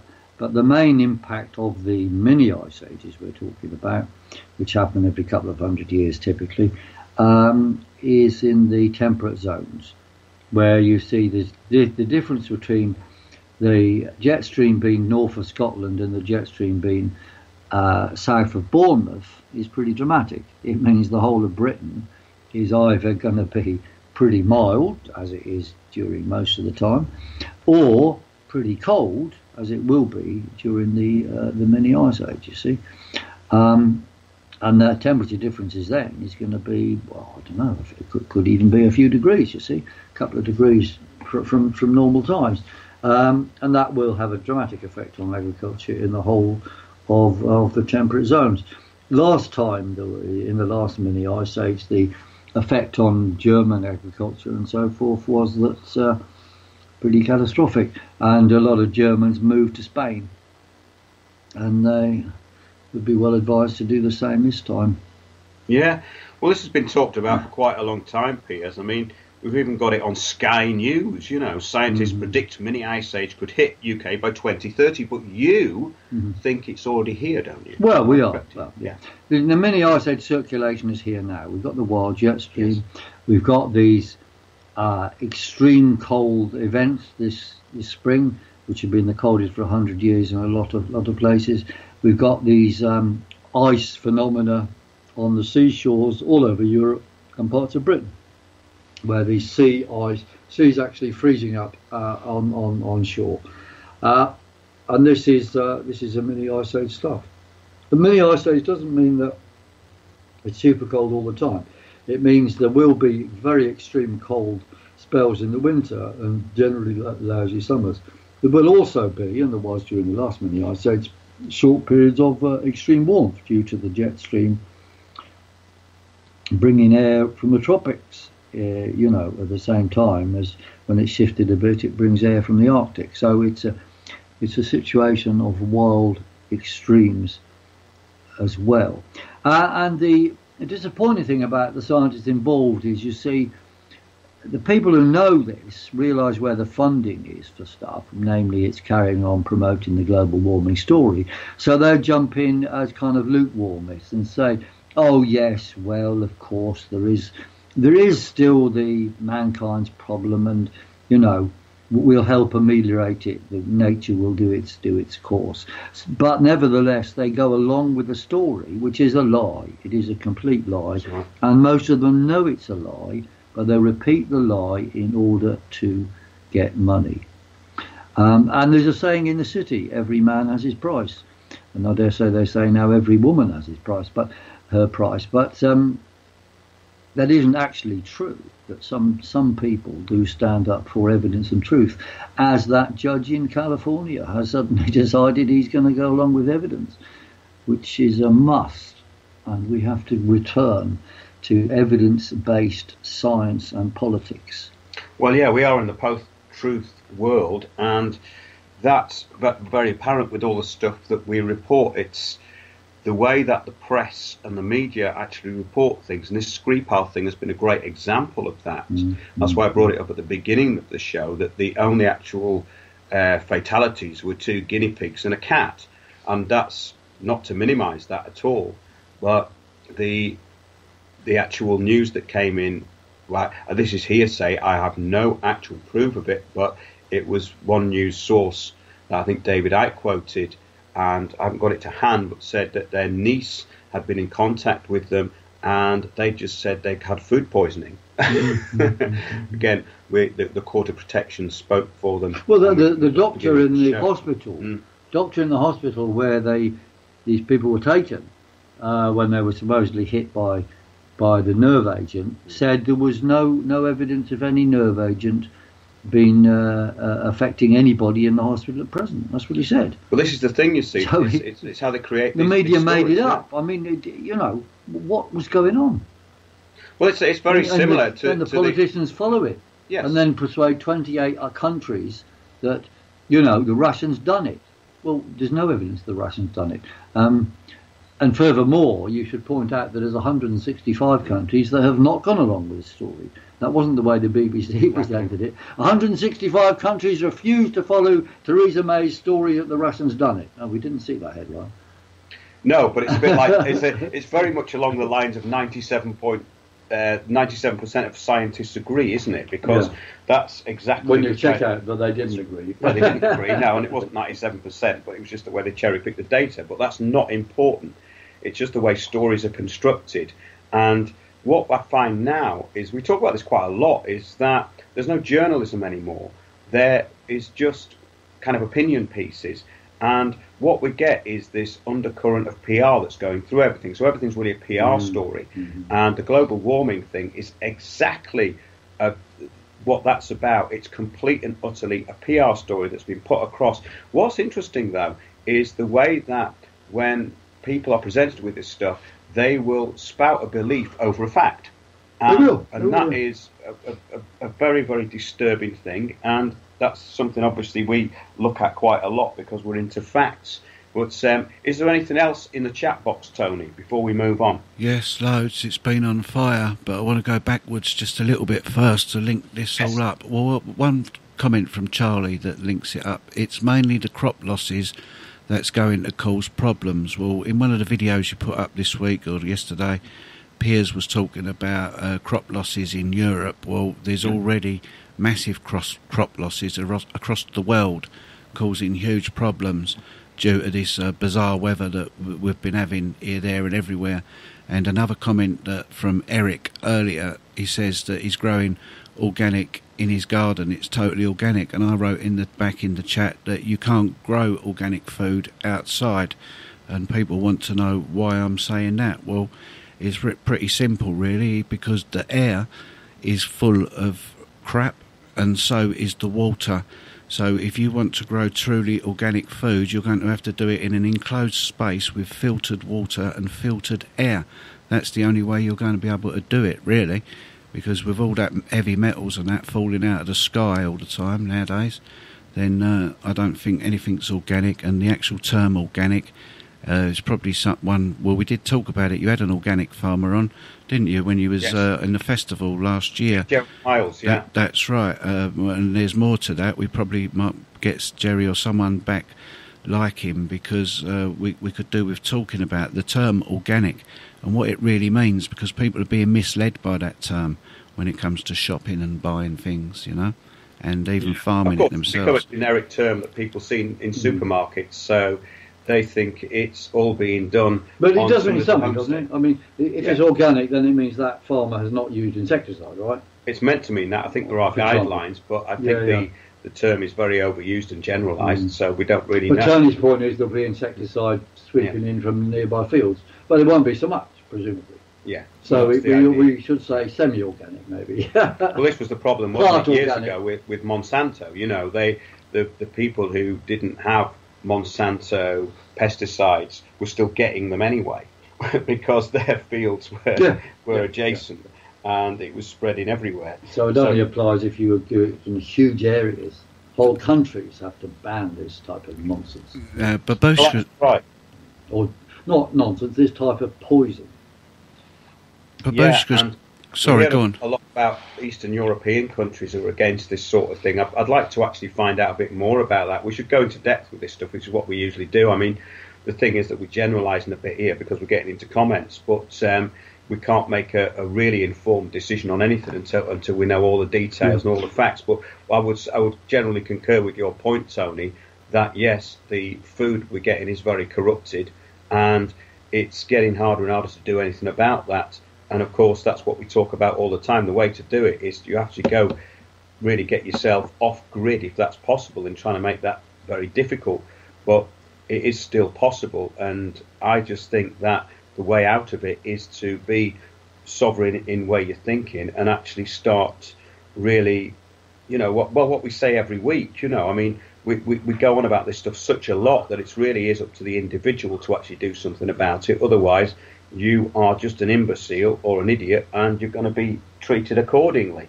And that's all there is to it, really. But let's get back to the mini ice age, because we talked about the last mini ice age, the Maunder minimum. We're going into one now, and it's interesting what the press have been saying, because I say they put it down to the fact that we've got a mini ice age, but we've also got global warming. When we know that isn't true, and we talked about that at the beginning of the show, that seems to have fallen apart, and it's been falling apart for quite some time.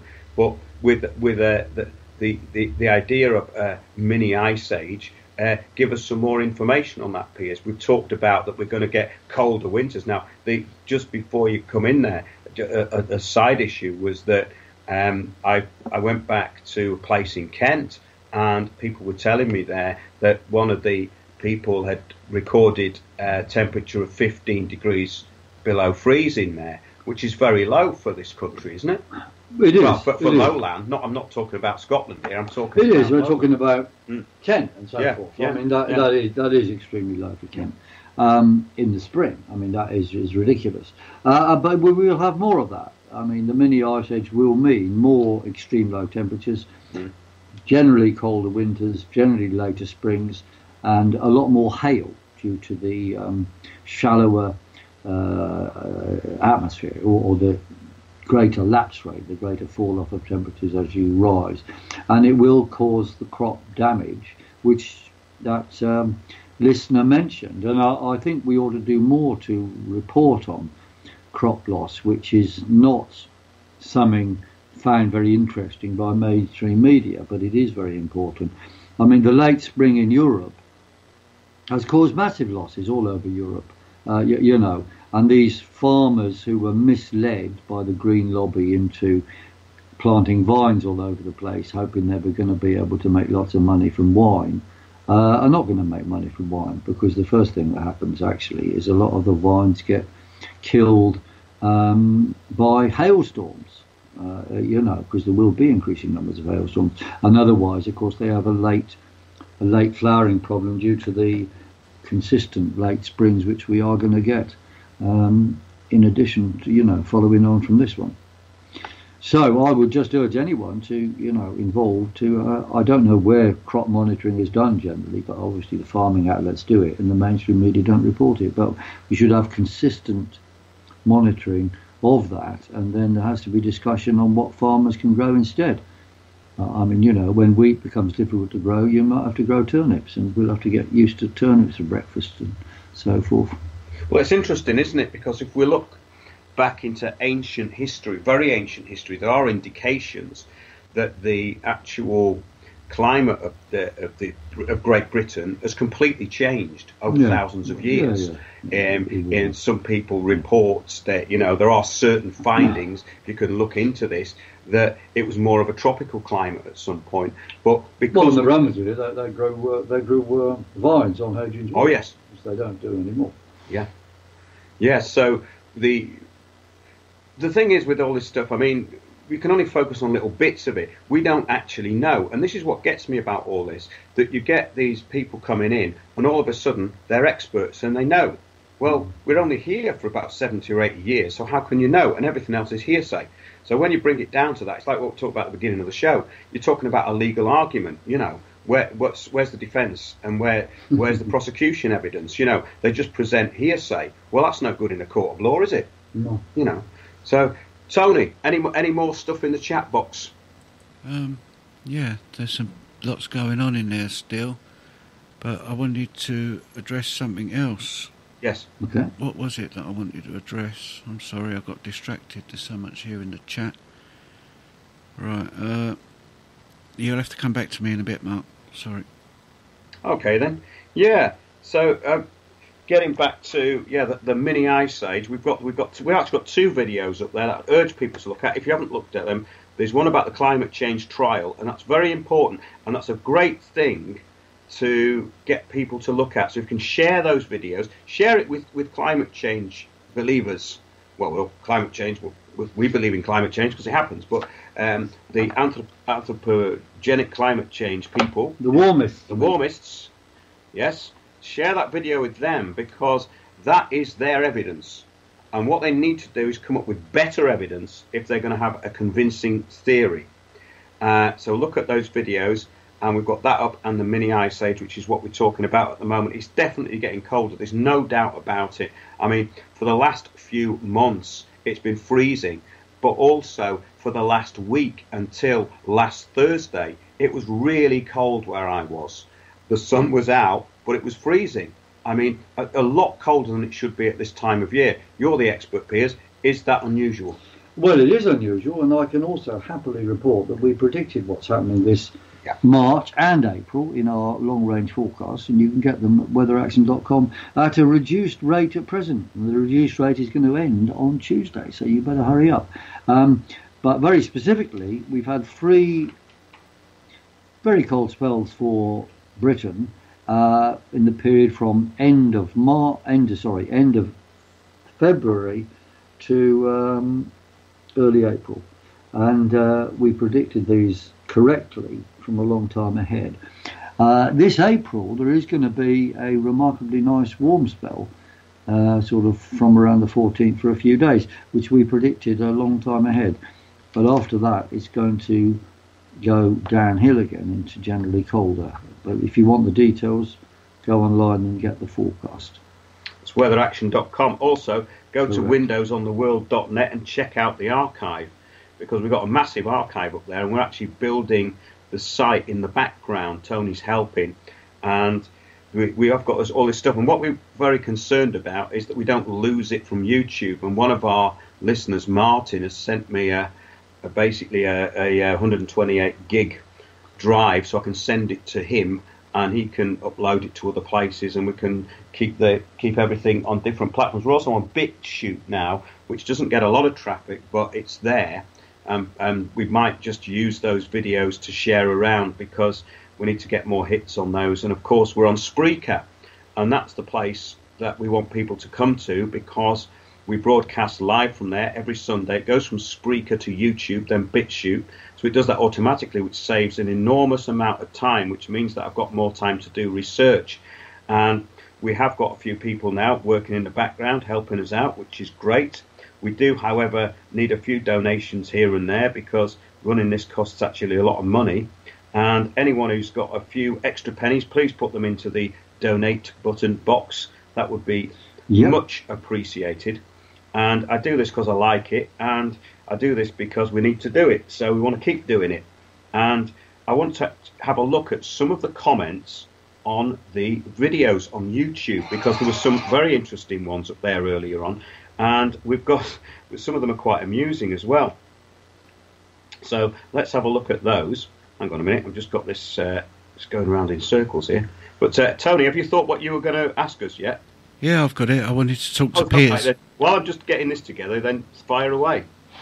Piers, you said, I think it was before the break, that we was entering a mini ice age, or maybe even a full ice age. Would that be the same? Ice age in a couple of thousand years, a mini ice age in 30 years. Right. Well, we're starting it now, but it'll be at its worst in about 20 years, yeah. So terminology, I'm not great with this. Would a full ice age be a glacial period? Yeah, a full ice age would mean great big ice caps. So Russia and Canada and North China would be completely covered in ice. Okay. It would be impossible to live there except on a sort of, I don't know, literally a greenhouse, if you like, a glass house is built on ice. But they'd have problems because they'd eventually get submerged by the snow. So I don't know how it'd be done, but there may be ways. Who knows? But it would be the best places to live would be, South Europe, Africa, and so on. Okay, Charlie has a question for you. Has Piers changed his mind concerning Henrik Svensmark's research into cloud nucleation, is that? Cloud nucleation, yeah. No, I haven't changed my mind. It depends what you thought my mind was before. But I would say the Henrik's, it's very interesting stuff. What he says is that the agent of change between the sun's magnetic and sunspot activity, the agent of change is galactic cosmic rays, so that when there's more activity on the sun, the stronger magnetic field in the, all around the sun, extending to the edge of the heliosphere, as it's called, that is way beyond the planets, that greater activity repels cosmic rays, so we get less cosmic rays coming here, and these cosmic rays therefore aren't able to either form or not, or they can stop affecting cloud formation. The problem with this theory, though, is twofold. One is that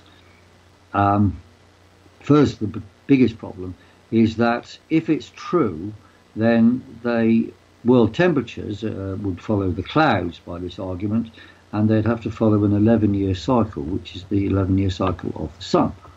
However, the main signal in world temperatures is 22 years, which is the magnetic cycle of the sun itself, and that means that it's the actual linkage between the sun and the earth which is crucial through the solar wind.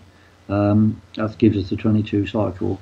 And we don't have that. We do have that, and we don't have the 11-year cycle. So the evidence is against, and the reason why the evidence is against is if you look at the actual total energies, the total energy of galactic cosmic rays hitting the Earth is only 1/300th of the total energy of solar particles hitting the Earth. There are different energy ranges, but the cosmic rays only can have an effect when they're dramatically slowed down and broken up into little bits, so they become similar to, not necessarily the same as, but similar to and overlap with the energy levels of the rays from the sun, particles from the sun.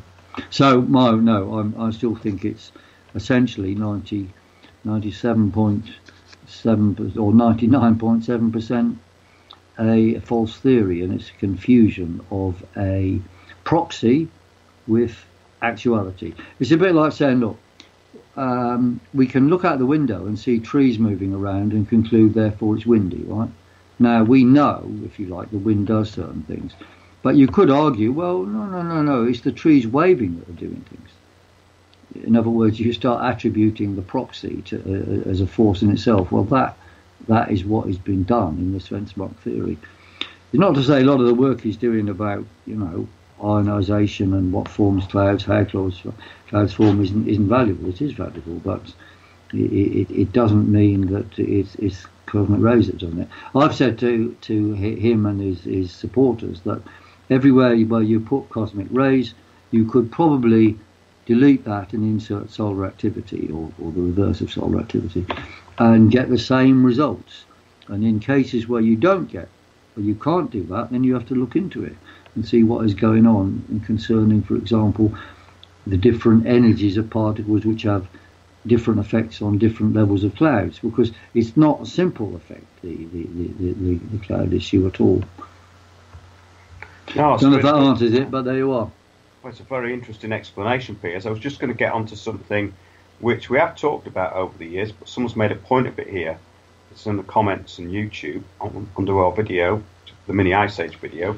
It's loosely related, very loosely. It says, let's talk about the sun simulator, part between the Earth and the sun, effectively blocking the sun's rays from reaching Earth. They talk about geoengineering here, I think. If you notice, the sun is now a white colour. It should be yellow or orange. There was a time when you could not look at the sun with the naked eye. Guess what? You can now. Now, this is something I've actually noticed. This sun, which is actually got a whitish kind of yellow about it. Mm-hmm. Now, what do you think about this? It's not something I've really looked into, but it's something I have noticed, that we've got this kind of white out over the sun. Right. Well, yeah. When it's low activity, the sun does look a bit different. That is true. Right, yes. And it may be that. It may be that. The other thing is, of course, which is alluded to by the people that put these things forward, is that there's something being put in the atmosphere, and it's chemtrails obscuring it. No, chemtrails will obscure it, of course, as will clouds. Yeah.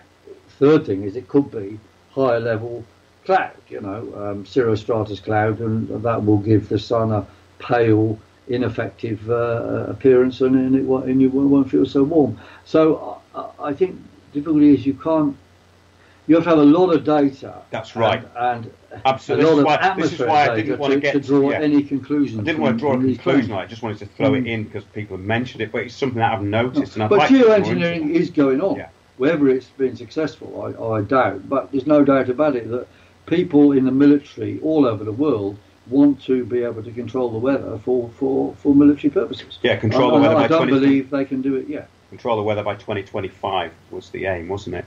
That was the name of the paper that came out, right. Controlling the weather by 2025. And then my long-range forecasts have become useless because there'll be somebody in a box in the Pentagon thinking, oh yeah, what weather are we going to allow them to have now, hey? But it's done. You can. Well, I don't know. You can employ people to do this anyway. You can employ people to make it a nice day for you. You have to pay them a lot of money. This has all been known. We've covered it over the years. Well, I can give people brollies and they can keep dry that way. Yeah, that's one way of doing it, I suppose, isn't it? Yeah, that's controlling the weather to a certain extent, isn't it? It is indeed, yeah. On a local level.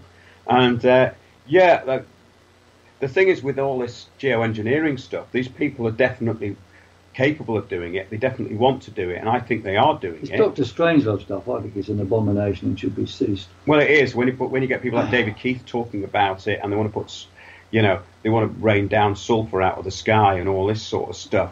But these people are detached from reality. There's no doubt about it. If you hear the way that they talk, where they talk about geoengineering, and Ken Caldera was saying that he's in fear of threats and all this sort of thing. Well, they're being accused of really serious stuff. If they want to mess about and play God with things that they don't really understand, then what do they expect? But I think because we went up there to Oxford University and we saw David Keith talking about this stuff with this panel who are basically aligned to the IPCC. They work for the IPCC. I can't remember their names now, but he was one of them. But they are extremely detached from reality, and they don't have, to me, a lot of conviction in what they're actually saying. It's almost like these people in the local council who are just reading from a script.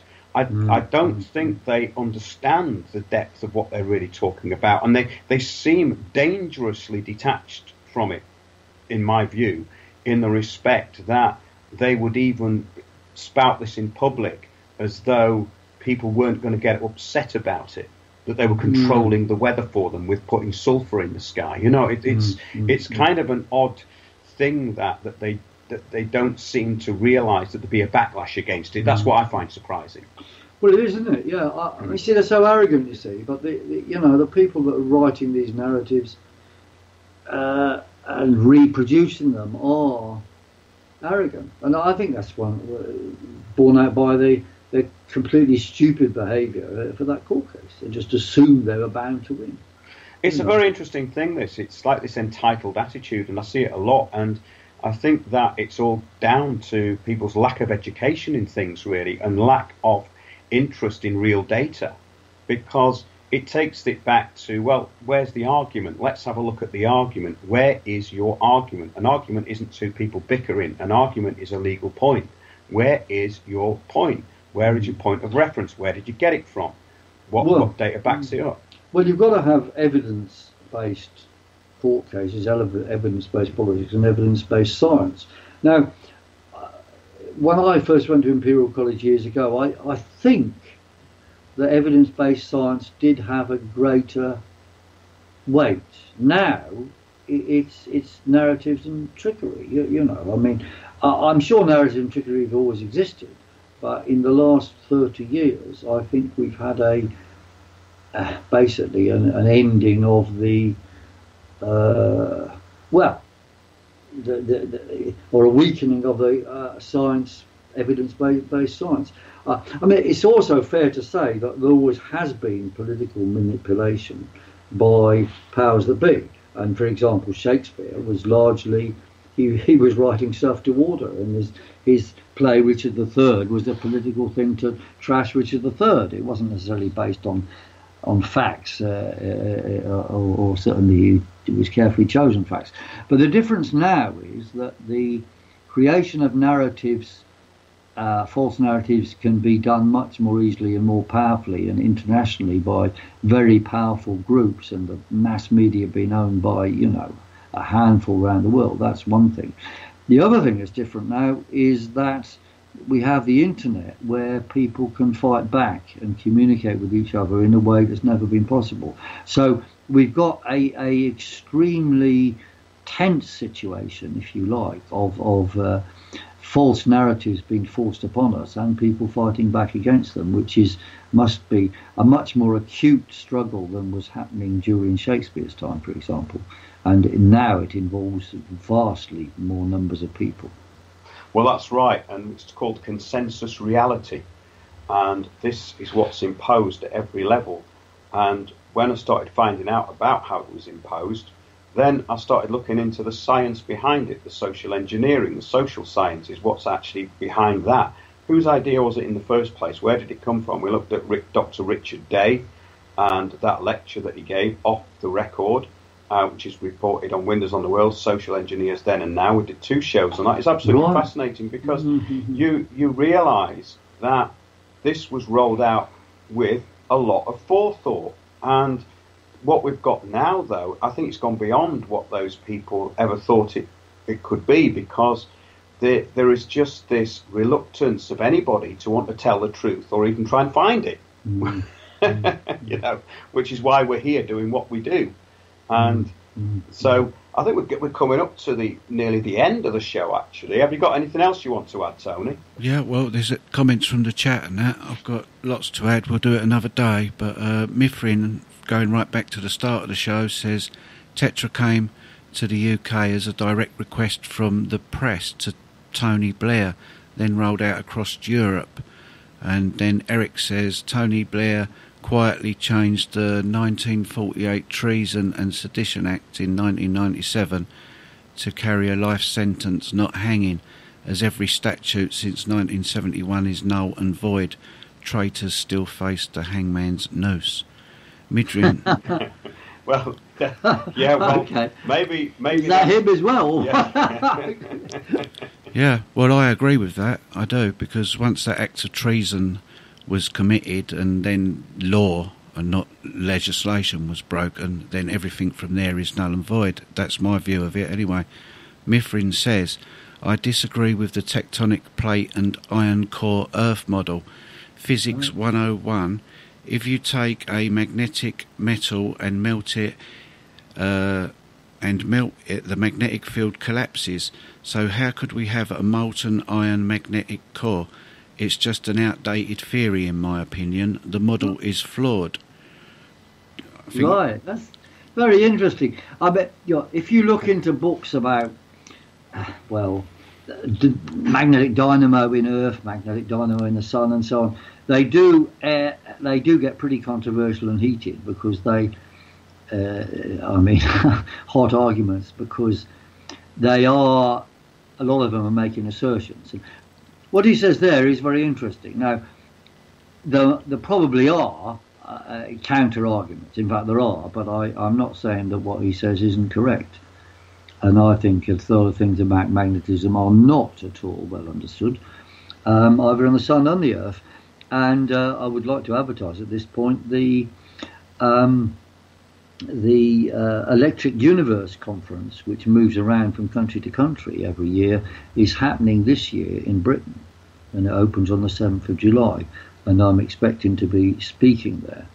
Because a lot of what we do in weather action under our solar lunar action technique is really based on electrical ideas and magnetic, obviously being part of electromagnetic ideas of sun-earth interactions,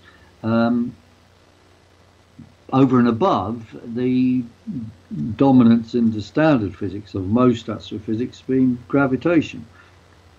So I think gravitation actually has been vastly overplayed in the last 100 years of physics, and we have to come back or start using electricity and magnetism a lot more. And new ideas of galaxy formation also suggest the original or the current theories of gravity are grossly inadequate.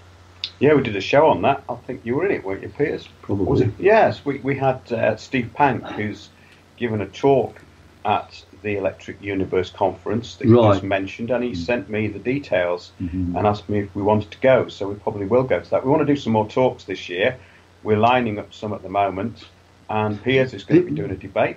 It's Merthyr Rising, I believe. That's right. That's in the summer.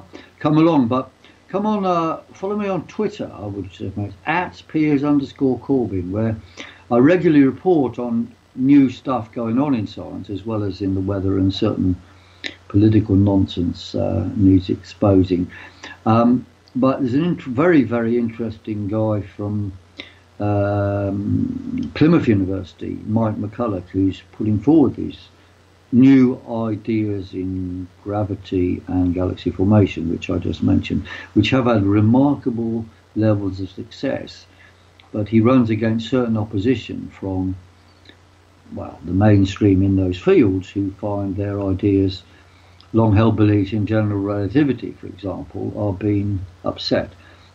It's not to say that Mike actually is upsetting everything in general relativity, but the people involved feel threatened, and I'm sure some of his ideas do actually counter certain aspects of general relativity. But I would urge people not to get upset about one or the other, but to have a look at the work he's doing, which has been giving results which bear out reality.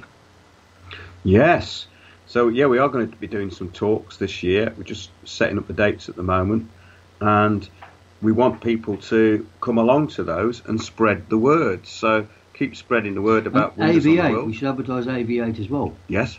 Which is on May the 4th, I think it starts, in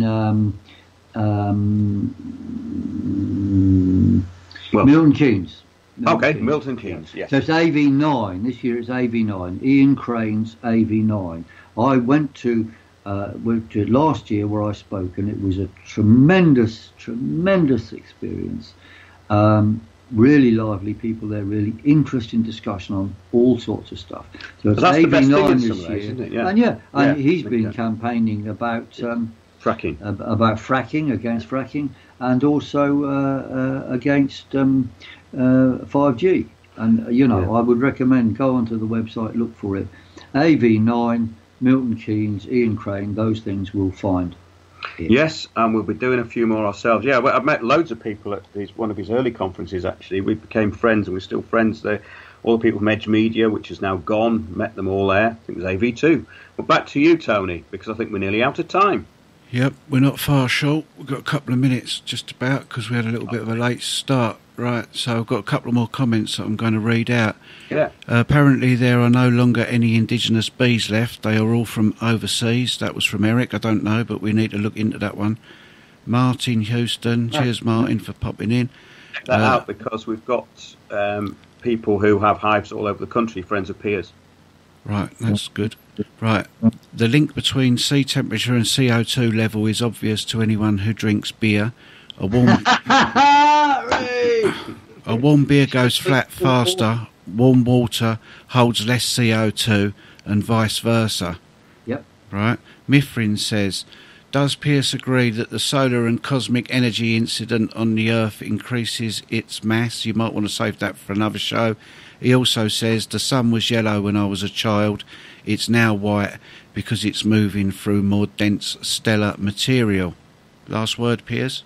Well, that is possible, but I think the amount of material between the sun and the Earth is measurable. But that could be checked out, interestingly. But the other reasons for changes, I mean, on a longer time scale than ice ages, is, of course, the interstellar media and the Earth going up and down in the plane of the ecliptic. And when it's in the plane of the ecliptic, there is more dust between the sun and the Earth, and it does make it colder. So there's these very, very long, millions of years periods of warmth and cold. Okay, cheers, Piers. Great stuff. Thank you. Go on, Mark. Finish us off. We're ready to run out.